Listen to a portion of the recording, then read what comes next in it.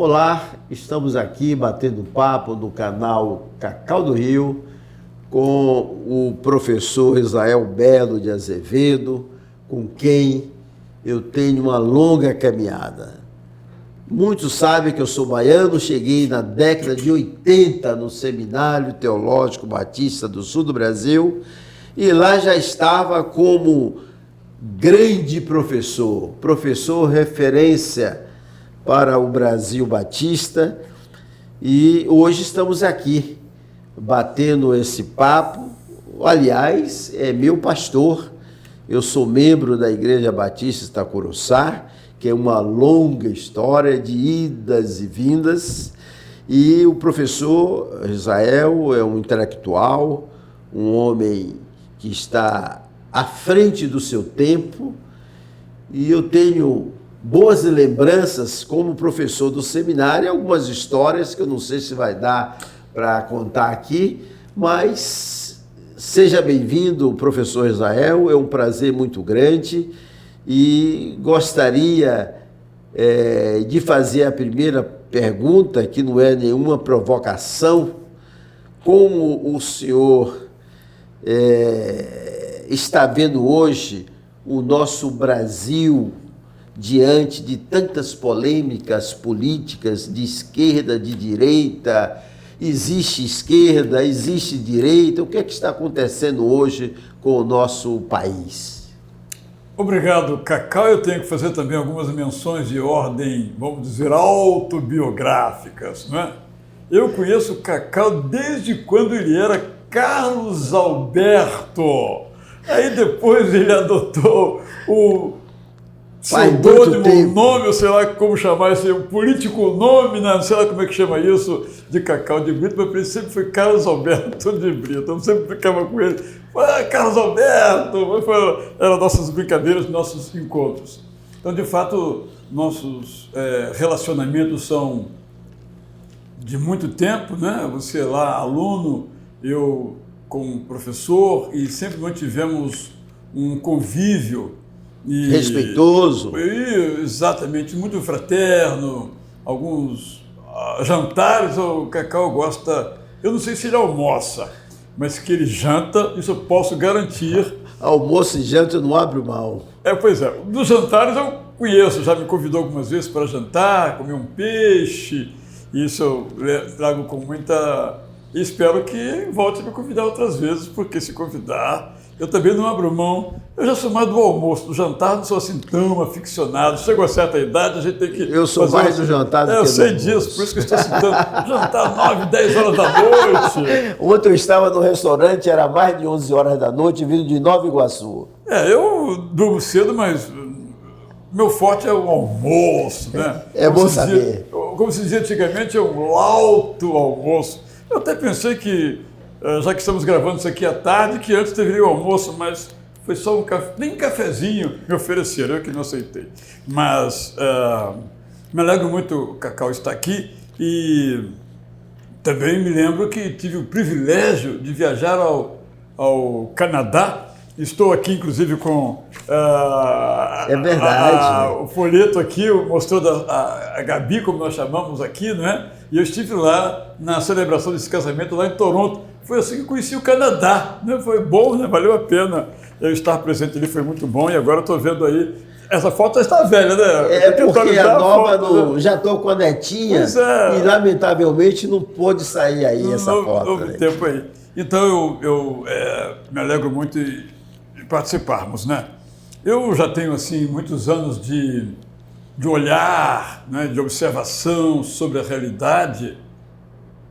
E nós tínhamos um amigo comum, você o admirava imensamente. Pastor Davi Malta Nascimento. Pastor Davi Malta Nascimento. Ele dizia assim: estamos, aquele jeito baiano de falar, né? Estamos na mais grave crise da história. Se o nosso pastor Davi vivesse hoje, eu não sei o que ele diria. Se aquela era grave, esta é o quê, né? Gravíssima. Esse realmente é um grande problema eu confesso a você, tem aquela frase, né? Confesso que não esperava viver esse momento. Eu tenho dito isso sempre. Tanta intolerância, né? Porque, Cacau, nós podemos pensar o que nós quisermos, dita direita, dita esquerda. Mas a nosso respeito, às vezes, nossa amizade. As famílias estão se dividindo, negócios acabando, igreja se fracionando por questões que às vezes são ideológicas, outras são políticas, mas eu acho que é muito mais do que isso. Eu acho que é a dificuldade que a gente tem de conviver com os diferentes em várias áreas da vida, não só no campo da política. Então, diríamos que porque a política, há muitos anos, o velho doutor Ulisses Guimarães, como é chamado doutor Ulisses, disse o seguinte: olha, eu quero que vocês aí, eleitores, saibam o seguinte, a gente briga no Congresso lá, sai quase que no tapa, acabou, vamos para o Piantella ou Fiorentina e vamos jantar. A briga é política, não é pessoal. As pessoas não entendem que uma eventual discordância no campo ideológico, político, religioso, denominacional, ela não tem que alcançar o plano pessoal. Pessoalmente somos amigos, você tem essa posição, eu tenho essa posição, qual é o problema de a gente conviver? Pelo contrário, o desafio que nós temos é conviver na discordância. Nós convivemos bem com quem nós concordamos, né? Que diferença faz? Qualquer um faz, mas se eu penso diferente de alguém e nós convivemos, isso que é a maravilha. Infelizmente, isso está perdido, né? Está fracionado no mundo inteiro, lamentavelmente. Eu observo que nesses últimos anos o envolvimento da igreja evangélica com a questão partidária se aprofundou muito. Hoje eu estou vendo a igreja, diria uma frase até um pouco forte, a igreja hoje está um pouco de joelho para o governo, para o poder. Me parece que essa não é a posição profética. Eu acho que a igreja deveria ter uma posição mais independente e não submissa. Como é que você está vendo hoje, você como historiador, você como um pesquisador, você como um doutor na área de comunicação, como é que você, um estudioso da religião, como é que você está vendo hoje esse relacionamento da igreja evangélica com o poder, com o governo? Eu faço duas análises, Cacau. Eu publiquei um livro recentemente, apenas no formato digital, sobre os primeiros 5 séculos do cristianismo, só de documentos, só documentos. E eu estudei logo o período do 4º século. E tem um historiador chamado Eusébio, que era também um teólogo, um ideólogo. O que ele fala do imperador Constantino é, no mínimo, de nos deixar com a face rosada, para não dizer outra coisa. É um elogio assim, o cara quase que é Deus. É Deus na Terra e Constantino também, como divindade, uma coisa absurda. Então a igreja saiu, eu acho que tem um elo muito forte com a contemporaneidade. A igreja saiu de 3 séculos, 2 séculos e meio de perseguida. Quando ela viu a perspectiva de estar no poder, ela foi como um leão sobre a sua presa. Só que quem foi presa foi ela, não foi o Estado. O Estado aprisionou a igreja. Constantino fez um mal terrível à igreja. Não tinha tempo, passou a ter templo, não tinha clero estabelecido, passou a ter clero estabelecido, não tinha dinheiro, passou a ter dinheiro, pererê, pererê, pererê, ao ponto da igreja se tornar uma perseguidora. A perseguida perseguiu, porque o poder realmente ele tem essa capacidade. Eu faço uma relação com os evangélicos no Brasil durante os períodos colonial, imperial, Primeira República. Os evangélicos foram minoria e minoria perseguida. Essa é a palavra, não adianta dourar a pílula. Perseguida. Então, quando ela se vê cortejada pelo poder, seja municipal, estadual ou federal, ela diz, ufa, e ela vai com muita sede ao pote, como o antigo Eusébio de Cesareia foi com sede ao pote ao Império Romano de Constantino. Isso realmente, eu sempre digo o seguinte, olha, parece que nós não lemos a Bíblia. Parece que nós só lemos Romanos quando diz para sermos submissos à autoridade. Mas não lemos Apocalipse, quando diz que a autoridade é a besta. E não lemos Jeremias. Jeremias era tão querido pelo rei Zedequias, estou falando aí no século VI a.C., que o Zedequias pegou o livro do Jeremias, pegou um canivete e cortou aos pedacinhos o rolo em que Jeremias falava, assim diz o Senhor, portanto o livro inspirado por Deus, cortou em pedacinhos e jogou na lareira. Está claro isso na Bíblia. Que relação tinha o Jeremias com o poder, ou que relação tinha o poder com Jeremias? É isso que penso que a gente lê, mas passa desapercebido. Quando nós, no Antigo Testamento, nem estou falando do Novo Testamento, nem estou falando de Jesus, que é claro isso, estou falando do Antigo Testamento, ele fala do Deus eterno, ele menciona como o defensor. Deus eu sou o defensor das viúvas, dos órfãos e dos estrangeiros. É um atributo de Deus, tal como a sua onisciência, onipresença, e nós temos perdido essa perspectiva. Você que é, repito, um estudioso da religião, você que tem convivido fazendo conferência nesse Brasil de norte a sul, e nós somos de uma época de um seminário que era dito até um seminário de esquerda. Eu pergunto a você hoje, você tem convivido com os pastores de norte a sul? E me parece que esses pastores, não sei em que seminários eles estudaram, que eu estou vendo hoje, a grande maioria, talvez sem querer aqui, mas querendo, descambando para um outro lado, apoiando um governo porque não quer o outro governo. Porque hoje, se você perguntar a alguém como é que você está apoiando, por que você está apoiando o Bolsonaro, fala porque eu não quero Lula. Aí pergunta por que você está apoiando o Lula, porque eu não quero o Bolsonaro. Você não acha que isso é uma pobreza muito grande? Está faltando um debate para que se discutir a questão econômica do Brasil. Hoje nós estamos vivendo um desemprego terrível e as igrejas sofrem com isso. Israel, nós estamos vivendo hoje com moradores de rua de uma maneira choquante.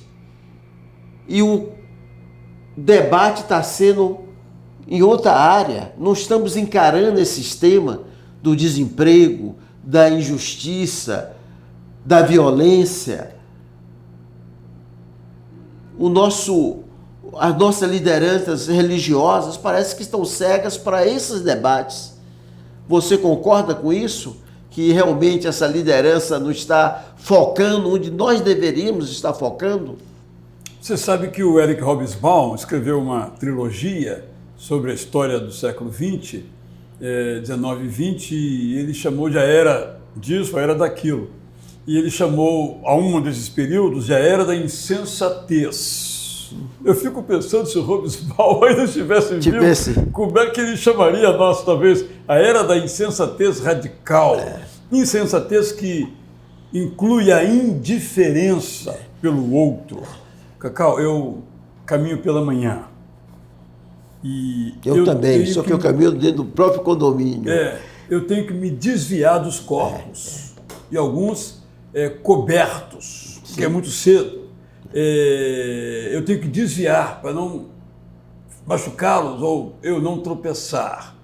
É uma realidade assim que não tem como a gente não ver. Mas, por causa da insensatez, isso gera uma indiferença, gera uma insensibilidade.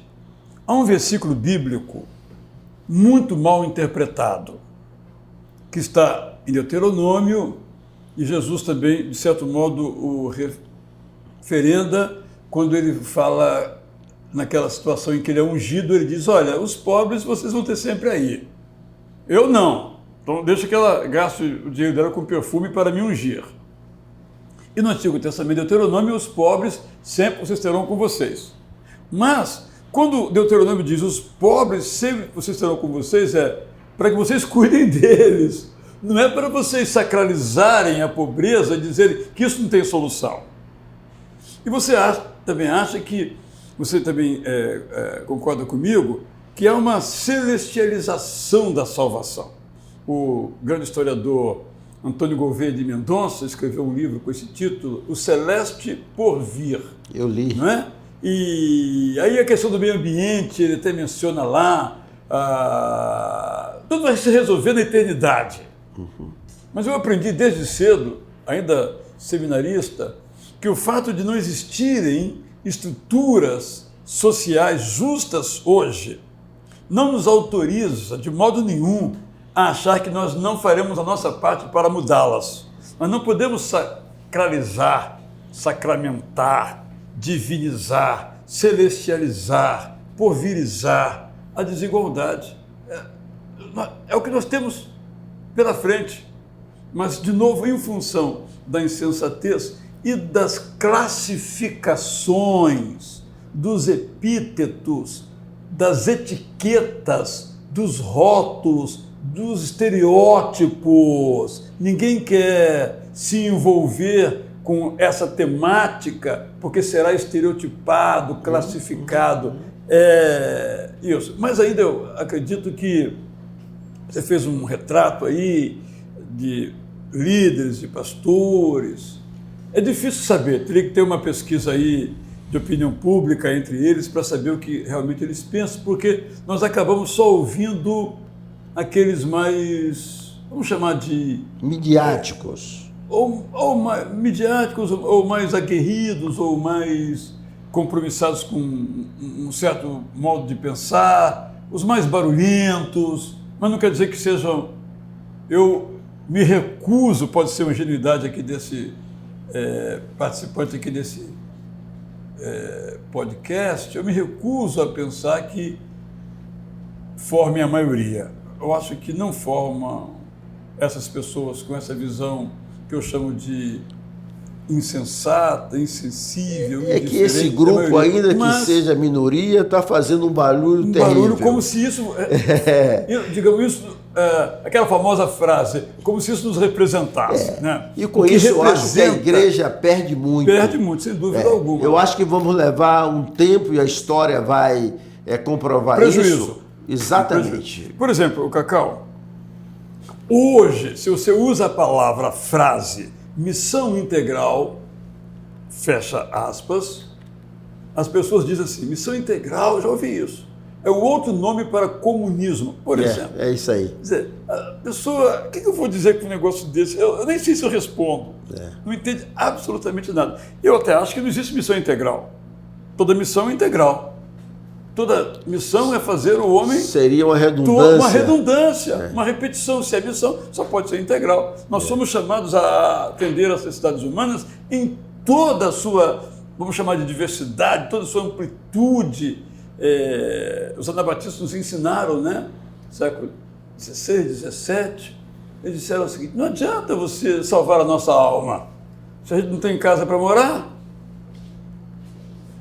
Não é? Esse é um aspecto dessa celestialização que a gente vem observando sempre. Mas houve na América Latina um esforço muito grande, a partir dos anos 60, antes mesmo da chamada teologia da libertação, que foi um esforço, começado nos anos 50 por um cara chamado Richard Shaw, e depois isso se expandiu, e no Uruguai teve um Instituto Igreja e Sociedade em Latinoamérica, ISAL, que procurou despertar a igreja para a sua responsabilidade, quase que um chamamento ao óbvio, porque a nossa responsabilidade está nas Escrituras. Ninguém precisa nos dizer, está lá nas Escrituras. A gente esquece que estão lá esses nossos compromissos nos termos do Antigo Testamento.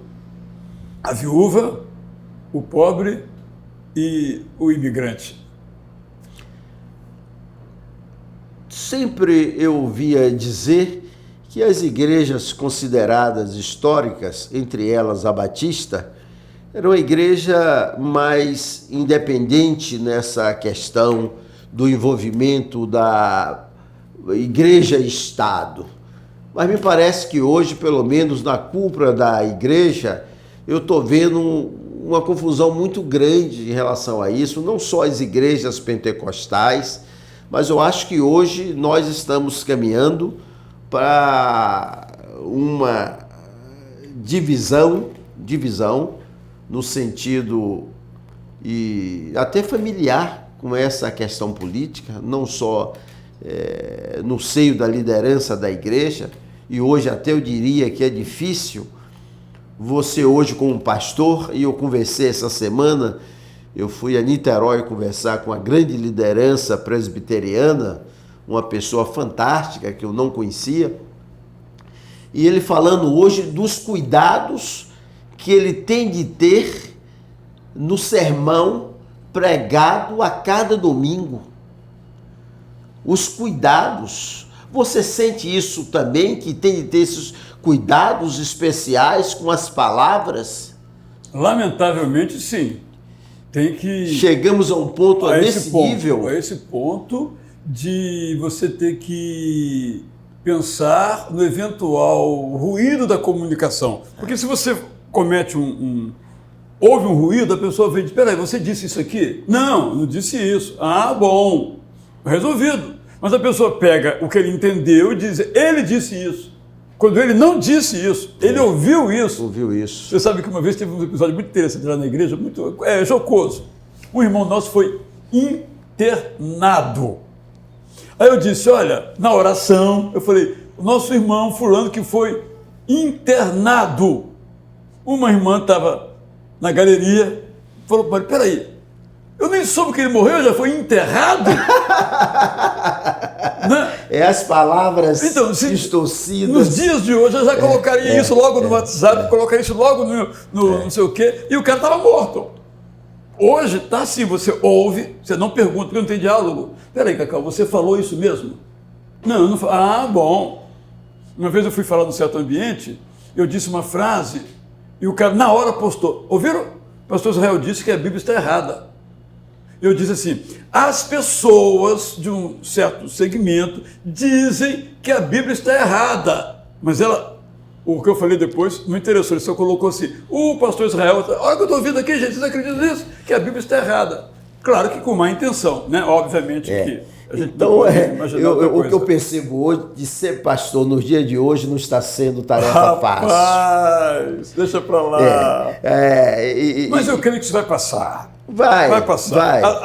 A insensatez não pode ser uma coisa que perdure.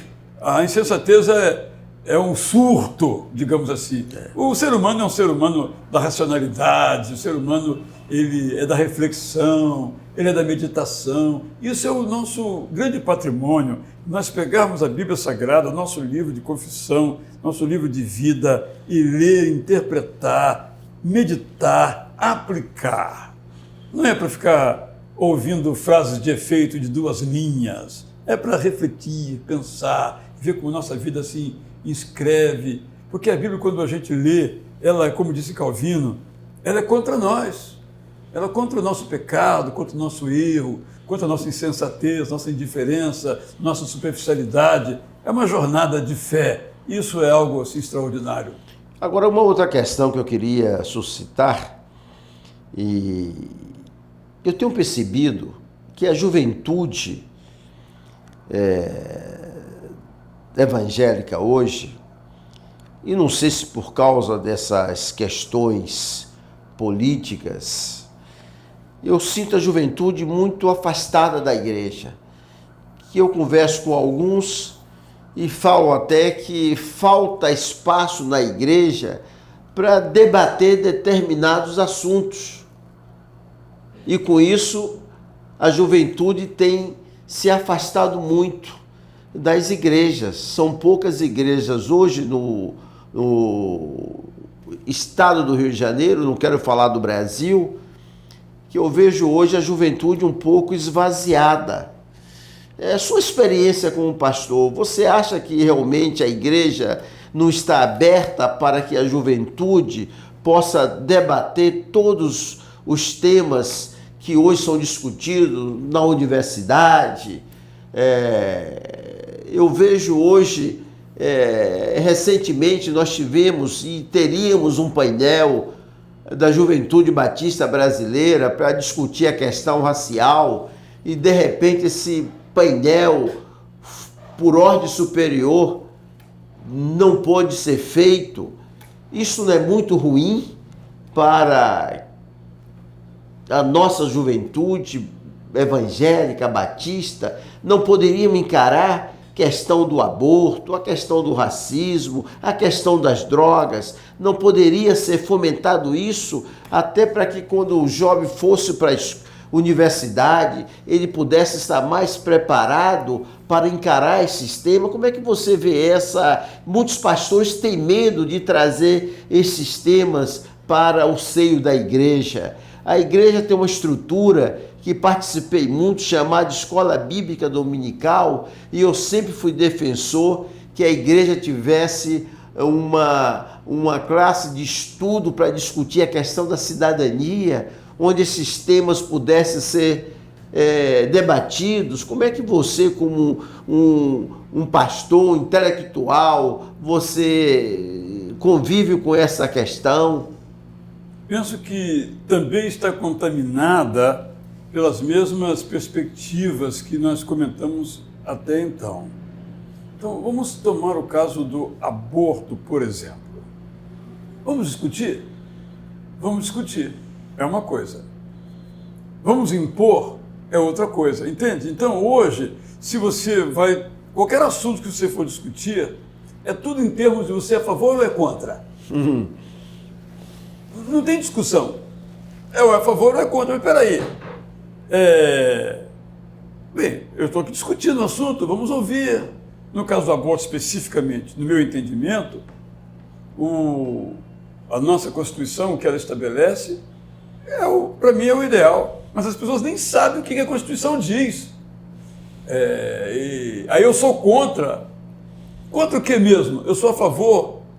A favor do que mesmo? Só para citar esse exemplo. Então, eu acho que se nós tivermos, vamos chamar serenidade, no sentido de ter um ouvido capaz de assestar diante do outro e ouvir o outro, começar o seu argumento, desenvolvê-lo e completá-lo, diz, bem, eu não pensava desse modo, mas ouvindo você aqui, eu vou repensar a minha maneira de tomar esse assunto. Isso se aplica a qualquer outro caso. É claro que a gente também tem uma espécie de agenda em que só assuntos A ou B têm que ser discutidos. Então a gente, acho que a agenda da igreja, ela deve considerar a agenda da sociedade, mas não só essa agenda da sociedade, mas os temas que são relevantes, embora não seja relevante para a sociedade, digamos assim. Eu acho que são esses dois elementos em tela.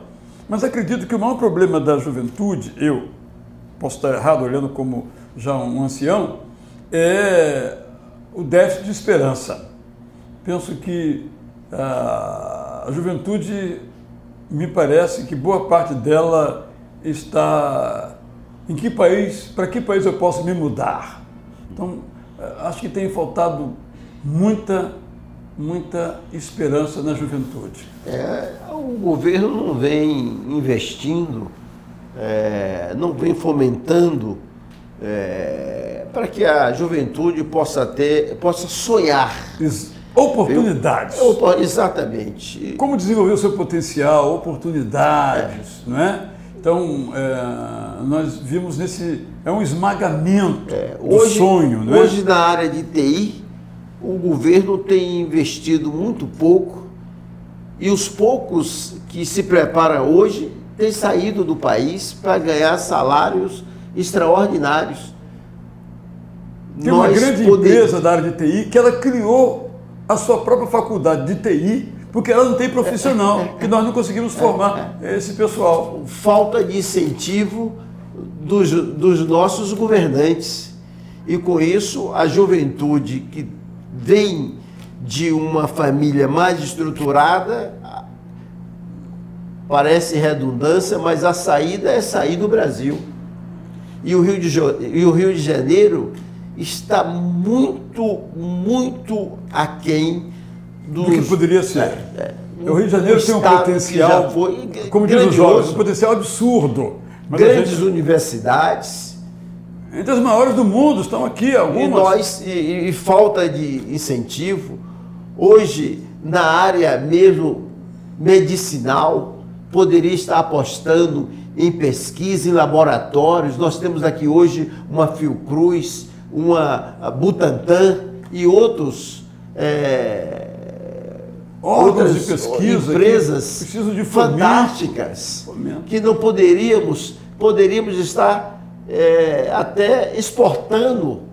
Sem dúvida. E hoje não estamos importando um país que já foi a 8ª economia do mundo. Vivemos nessa violência terrível, nessa desesperança, as pessoas empobrecidas. Hoje eu estava conversando com alguém, era geralmente o filho que se preparava para ajudar a família, os pais.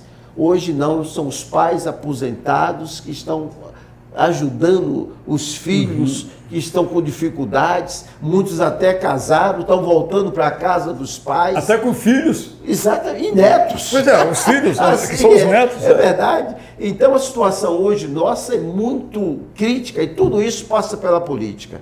Sem Por dúvida. isso que nós não podemos dispensar esse debate permanentemente para que nós possamos ter dias melhores. Porque Sem tudo dúvida. passa pela política, passa pelo parlamento. O parlamento tem um poder extraordinário, só que são os mesmos. Uma estrutura, você não consegue furar a bolha. Tem candidato hoje gastando 15, 20 milhões por uma candidatura a deputado. É algo assim... 15 a 20 inimaginável. milhões. Estrutura, você chega na rua, você vê estrutura de determinados candidatos. São aquelas mesmas pessoas e você não tem como furar a bolha. Isso é muito ruim para um país que já foi a 8ª economia do mundo, poderia ser a 7ª ou a 6ª, ou até, quem sabe, a 4ª, que é um país rico, mas realmente as pessoas estão perdendo o encanto pelo nosso país. E a violência hoje tem sido um assunto extremamente assustador. Muitas empresas fechando as suas portas, diariamente tem empresa fechando no Brasil, muitos indo embora para Portugal e para outros países. A juventude hoje, o Canadá tem sido uma grande opção, a Austrália e outros países, os Estados Unidos, porque realmente o país não investe na juventude. E tudo isso passa pela política. E nós estamos no ano eleitoral, um ano onde vamos ter eleição para presidente, para o Senado, para o Congresso Nacional, para a Assembleia Legislativa de vários estados, de todos os estados da nossa nação, da nossa federação. E acho que as pessoas precisam pensar sobre isso. E a igreja precisa ajudar nesse debate. Não de impor, sem dúvida, não de usar o púlpito para impor candidaturas, mas para fomentar o debate.